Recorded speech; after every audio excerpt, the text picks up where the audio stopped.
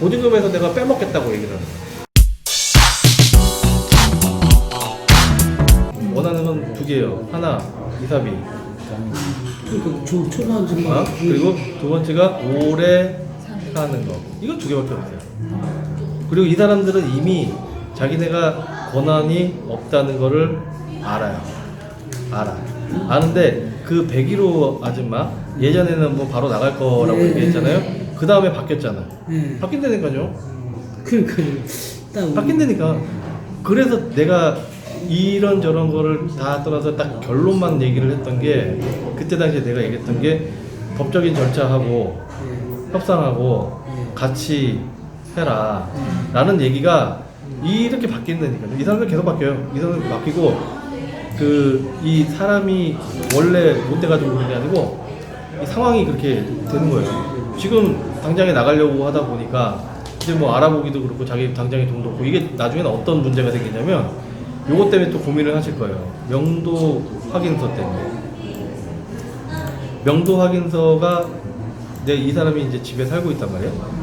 살고 있는데 이 사람이 이사를 때로는 나가는 거를 확인을 해야 명도 확인서를 주죠.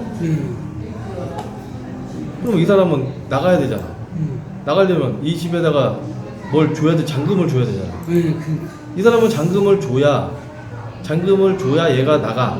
근데 또 이쪽에서는 명도 확인서를 이 사람이 나가야 줘. 순서가 안 맞는다니까? 근데 저도 이게 궁금하더라고요. 순서가 안 맞아요. 혹시, 봐봐. 내가 이제 나가는 사람이야. 나가는 사람인데 저 집에 이제 내가 나가려고 계약하고 이제 저걸 다 해놨어. 그럼 내가 이사 날짜를 확실하게 딱 하고 잔금 날짜를 다 정했잖아요. 예를 들어서 10월 30일 날 이사를 가기로 했어. 그럼 10월 30일 날 내가 그 사람한테 전 주인한테 돈을 줘야 내가 일로 이사를 가는 거잖아. 근데 돈을 주려면 명도 확인서를 받아서 은행에서 배당을 받아 와야 내가 돈이 생기잖아. 근데 이 낙찰자는 명도 확인서를 이 사람이 나가야 주잖아. 앞뒤가 안 맞는다니까요, 이게? 그럼 이제 그거에 딜레마가 빠져버리는 거예요. 그래서 그렇다고 이 낙찰자 입장에서 이 사람이 나가지도 않은 상태에서 명도 확인서를 줘버려. 만약에 이 계약이 안 된 상태에서 내가 거짓말 다 쳐서 야, 나 나갈 거야, 걱정하지 마. 명도 확인서 주면은 난 바로 잔금 붙이고 나 나갈 거거든. 그러니까 걱정하지 마. 명도 확인서만 줘. 이 명도 확인서 줬어. 그럼 얘가 돈을 법원에서 받죠. 그러고 안 나가면 어떡하고? 내가 갖고 있는 이제 가장 큰 무기가 명도 확인서였는데 그걸 줘버리고 돈을 받았는데 얘가 안 나가네? 그럼 환장할 놈이 생기는 거죠. 이런 문제가 생겨요.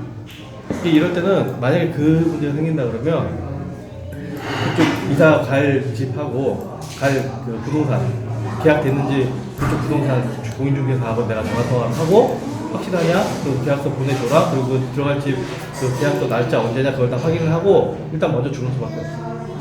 그래야 이 사람이 그 명도 확인서를 법원에다 제출하고 배당을 받고 그거 갖고 잔금 내고 하는데 그거를 내가 확인을 해야 돼. 이쪽에 이사를 갈 집이 확실하게 계약이 됐고 계약금을 이쪽으로 보냈는지, 이 이사 나갈 사람이 계약금을 이쪽으로 보냈는지. 왜냐면 이 사람이 이사를 갔다가 안 나가면 그 계약금은 자기가 몰수가 돼버리잖아요. 그걸 날려버리게 된다고. 그러니까 얘도 그런 짓은 안 해요. 계약금이 뭐 300만 원이든 3천만 원이든 간에 계약금이 걸려 있는지를 확인을 해야 되는 거죠. 이사 나가는 날. 그 이사 날짜가 잔금 날짜가 확실하게 내가 주는 날짜하고 이게 매치가 되는지 그것도 확인을 하고. 그렇게밖에 해결이 안 돼. 이게 법적으로 아구가 안 맞아 떨어지는.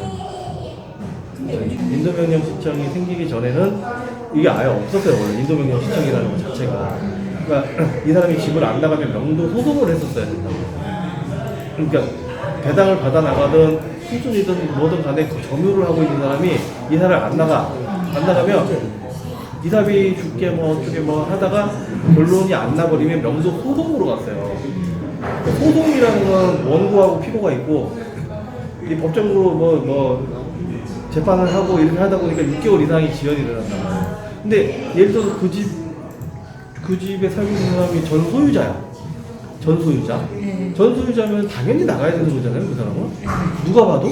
그 지금 돈 날린 거 아니에요. 5억짜리 집에다가 10억 땡겨 써가지고 하다가 이렇게 돼가지고 나가야 되는 사람이잖아요. 너무 당연하죠. 근데 이런 사람들하고 서로 싸우느라고 명도 소송을 하느라고 6개월, 10달이 걸리는 것이 이거는 불합리하다라고 해서 너무나 누가 봐도 명확한 사람은 명도 소송 말고 인도 명령이라는 거를 만들자라고 해서 인도 명령 신청이라는 걸 만드는 거예요.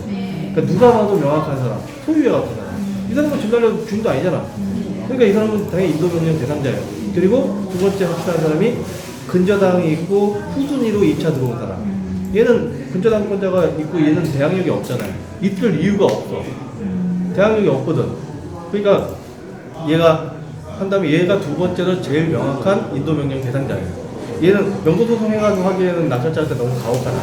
얘는 당연히 나가야 되는 사람이니까 나가야 된다. 인도 명령 신청서 이렇게 딱 해보면 거기에 누구한테 뭐 매도별지를 소유자가 바뀌었으니까 뭐 점유를 뭐 이전하여 주시기 바랍니다. 이렇게 해가지고 딱 붙어가지고 법원에서 그 사람한테 딱 날라가고 그러거든. 그럼 그걸 보는 순간 얘는 아, 난 나가야 되는구나 이렇게 아는 거예요. 법원에서 나가라고 하네?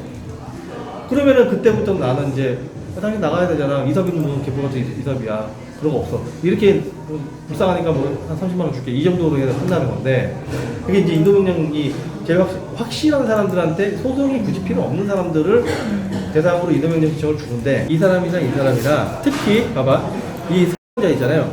제가 처음에 나가겠다고 했죠. 근데 지금 얼마 뒤에 바뀌었다고 그랬죠. 그래서 내가 잔금 내고 그 사람하고 얘기를 하라고 얘기를 하는 이유가 뭐냐면 이 사람들이 이제 잔금 이게 낙찰되고 나면 계속 얘기를 하지만 이 사람 저 사람들한테 주는 얘기가 아마 이 아줌마는 얘한테 얘기를 들었을 거야. 둘이 얘기하고 있는 것 같아. 얘한테 얘기를 들었을 돈을 끊자마자 걔한테 전화했는데 하지마 그거 이 사람이에요. 돈 100만 원이라도 받아야지 왜 그걸 갖다가 나간다고 얘기했어요. 이 얘기를 100% 했다니까. 그러니까 이 아줌마가 바뀐 거예요. 이 아줌마 좀 버팅기면은 막 이 사람들은 처음에 얼마 얘기하냐면 막 그 1000만 원 보존금이잖아요. 그러면은 뭐 이 사람이 한 500만 원 줘야 되는 거 아니냐고 막 그래요. 이 돈을 못 받는 돈 있나? 이 사람들 못 받는 돈 없죠. 못 받는 돈 없으면서도 있는 사람들은 그 돈 다 받으려고 그래요. 만약에 1000만 원이 보증금, 그러니까 예를 들어서 뭐 5천만 원이 보증금이었는데 내가 3천만 원밖에 못 받아. 그럼 2천만 원을 지금 날리게 생겼어요. 그럼 2천만 원 어떻게든지 받으려고 그런다니까요. 그게 처음에는 이것저것 인터넷이나 알아보고는 아 내가 2천만 원 어쩔 수 없이 못 받는 돈이구나 그걸 알고 나서 그리고 이 사람 같은 경우 성형제 같은 경우에 내가 아 이게 나가야 되는구나 라는 거를 알았을 거예요. 인터넷이든 누구든 간에 여기 들고 나가는 거야 라고 얘기를 들었을 거예요. 그래서 이제 아 나가야죠 라고 얘기를 했어. 근데 그 이후에 이 사람이든 뭐 주위에 누구든 뭐 동네 아줌마든 부동산 사무실이든 국도방 아저씨든 간에 이런 사람들 얘기하다 보니까 야 이 사람이 당연히 받아야지. 야, 이 사람이 한 500만 원 달라 그래요. 이렇게 얘기를 하는 거예요. 그러다 보니까 사람이 바뀌는 거지. 그게 사람이 계속 바뀐다니까요. 100건이면은 100건이 다 똑같고요. 지금 이 사람만 그러는 게 아니고 여기만 지금 그러는 것도 아니고 내가 블로그에도 썼잖아. 본인들은 그게 지금 처음 이게 하는 거다 보니까 이게 어떡하지? 막 이러는데 이미 수만 명, 수천 명, 수만 명이 똑같은 걸 겪었고 똑같은 저기를 하고 똑같은 걸 저기 했어. 그러니까 나는 내가 예전에 13년 전, 14년 전에 겪었었고 그거를 나도 마음고생 되게 많이 했지. 이거 나가면 어떡하나 그래가지고 밤중에 찾아가고 또 집 앞에서 이렇게 불 켜지는 거 보고 있다가 불 켜지면은 가가지고 또 안 가시는 거 어떻게 안 가면 어떻게 용도하기도 들고 또 협상하고 밤중에 놀이터에 앉아가지고 나갈 거냐 안 나갈 거냐 심지어는 내가 집까지 알아봐 줄까 집도 막 알아봐주고 그랬어요. 네. 내 13년 14년 전에 그 짓을 했단 말이야. 왜? 걱정되니까. 근데 그러고 나서 이제 수식권 이제 아파트하고 빌라 이 정도 이렇게 막 물건들 이제 1000만 원, 뭐 2천만 원, 3천만 원 이 정도 이렇게 보증 들어야 수식권을 했단 말이야. 근데 수식권 물건 중에서 안 그런 물건이 없어. 다 똑같아요. 이런 사람. 근데 되려 막 8억 9억 이렇게 걸려있는 사람 있잖아요. 8억 9억인데 막 2, 3억 날리는 사람들. 이런 사람 쿨해요. 쿨해. 그냥 명도하기도 딱 갖고 이사 나가고 이사 나가면서 그냥 전화해. 아 지금 다 뺐습니다. 그 사진 딱 찍어가지고 깨끗하게 청소해가지고 보내줘. 되려 7억 8억 이렇게 걸려있는 사람들은 그렇게 나가는데 1000만 원 2천만 원 걸려있는 사람들은 1, 200만 원 이렇게 뜯어내죠. 이 사람들의 거의 지금 목적은 이사비에 있어요. 이사비를 300만 원 정도 받아낼 수 있지 않을까. 누가 옆에서 그랬을 거예요. 300만 원 받으면 된다. 개뿔 한 푼도 못 주지 않았어요. 그런 식으로 나오는 거예요. 근데 그래서 협상을 하라는 거예요. 협상을 하는 게, 자, 이 계산을 해보는 거지. 어떤 계산을 하냐. 이 사람들이 버팅겼을 때 언제까지 버팅길 수 있을 것인가를 계산을 해봐요. 그러면은 내가 손해를 보는 금액을 한번 생각을 해봐. 내가 손해보는 금액하고, 그리고 얘네가 이 금액으로 해서 30만원, 30만원으로 해서 내가 받을 수 있는 금액이 얼마인지 생각을 해봐. 잔금 내고 난 이후엔 내 거니까 월세를 받을 수 있는 금액. 그러면은, 그러니까 요런 물건들 같은 경우에 이 이사를 나가는 게 바로는 안 나가요. 이 사람들도 뭐 집을 구하고 계약을 하면은 한 달 정도 텀이 있잖아요. 오늘 당장 계약을 해도 이 사람은 다음 달에 나간단 말이에요. 그러니까 그 인터벌 한 달하고 내가 협상해가지고 이 사람들하고 정리하는 기간 한 달. 그래서 석 달이라는 얘기가 나오는 거예요. 석 달 뒤에 이 사람이 이사가 나간다는 얘기가 그래서 나오는 거예요.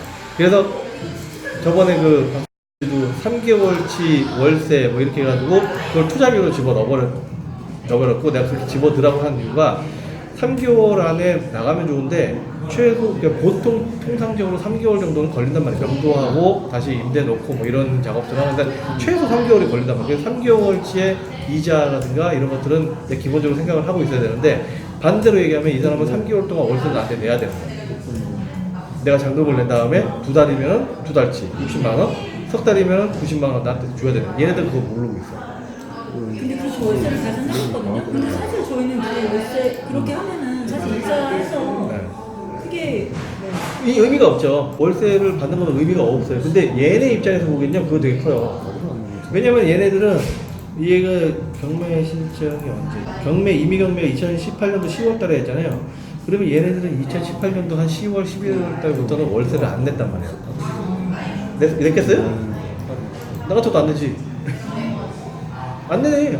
받을 생각도 안 하고 줄 생각도 안 하고 아무것도 안 해요. 그럼 얘네들은 1년 동안 무상으로 산 거예요. 1년 동안 무상으로 살고 지금 낙찰 받은 사람한테도 자기는 무상으로 살 걸로 생각을 하고 있어. 그래서 어떻게든지 시간을 길게 끌려고 하는 거예요. 근데 지금 낙찰 받은 사람한테는 30만 원이 그렇게 안 크잖아요. 근데 이 사람들은 1년을 공짜로 살았어. 공짜로 살 수 있을 것 같은 거예요. 근데 만약에 30만 원 내잖아요? 그러면 엄청난 데미지가 있는 걸로 착각을 해요. 이 사람들이 이사 안 나가려고 하는, 길게 끌려고 하는 이유는 뭐냐면 자기네가 딴 데를 이사 나가잖아요? 그럼 30만 원의 월세를 줘야 돼. 새로 들어간 집에. 근데 여기서 계속 살면 안 줘도 될 것 같은 거예요. 30만 원 이 사람들한테 엄청 큰 돈이에요. 근데 너한테 30만 원 받겠다. 아니 30만 원이 아니지. 왜 30만 원 받아? 이게 언제야? 2016년에 1000에 30을 했으니까 난 너한테 50만 원 받겠다고 하는 거지. 그거는 그 사람들이고, 나 너한테 저기 뭐야 그 부당이득 소송 그 50만 원 때려가지고 바로 해서 요 보증금 있죠.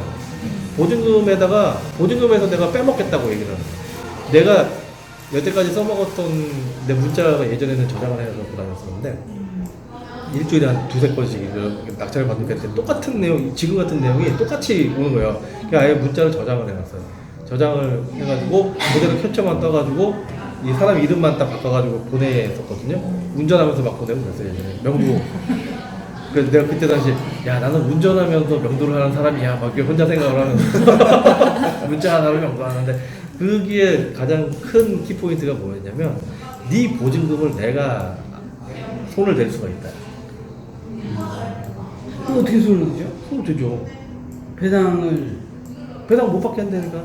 그러니까 그 문구의 맨 마지막은 뭐냐면 잘 생각하셔서 당신의 소중한 재산과 내 소중한 재산을 같이 지키는 방향으로 결론이 났으면 좋겠습니다가 맨 마지막에 그 결론이었는데 그 앞에는 뭐가 있냐면 자 내가 잔금을 낸 날 이후부터